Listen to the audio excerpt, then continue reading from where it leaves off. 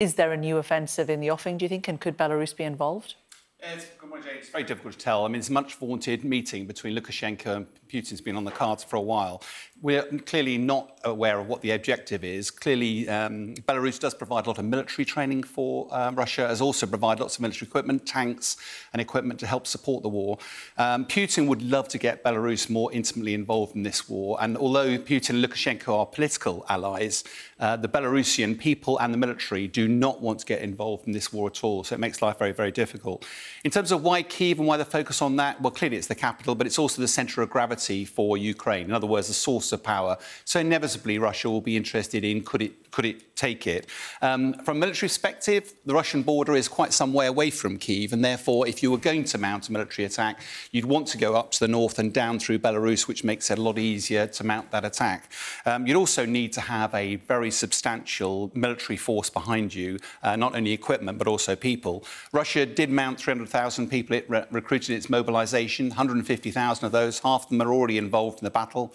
The other 150,000 should be finished their training early part of next year, so potentially Russia would have the troops to do it.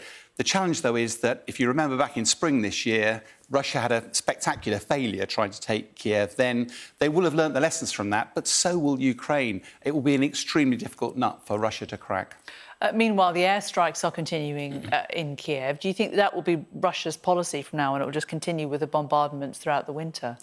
Well, yeah, they have been bombarding across the whole country, but we've seen 3 attacks on Kiev in the last week, all through drone attacks, and it looks likely Russia's recently taken a resupply of the Iranian Shahed 136 drones, which would explain the attacks. The Ukrainian defence systems claim that they've shot 30 of the 35 down, but some still get through, and even those that get shot down, the pieces tend to land all over the place.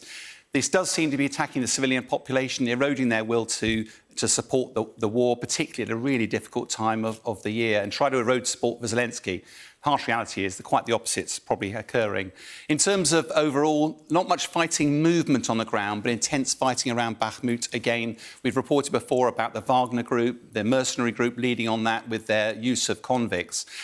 Huge casualty rates, largely seem to be driven by tactics of the Wagner group that see the convicts as expendable, one of those harsh brutalities of war. On a slightly lighter note, though, Russians are very concerned about the morale of their soldiers. Therefore, they are deploying musicians in to try to entertain the troops. It's called a creative brigade. From my experience, the military, particularly on operations, I think the conscripts will be much more focused on casualty rates, poor leadership, lack of pay, lack of ammunition, lack of poor equipment and the like. But just maybe Putin's right, maybe a Christmas carol might help.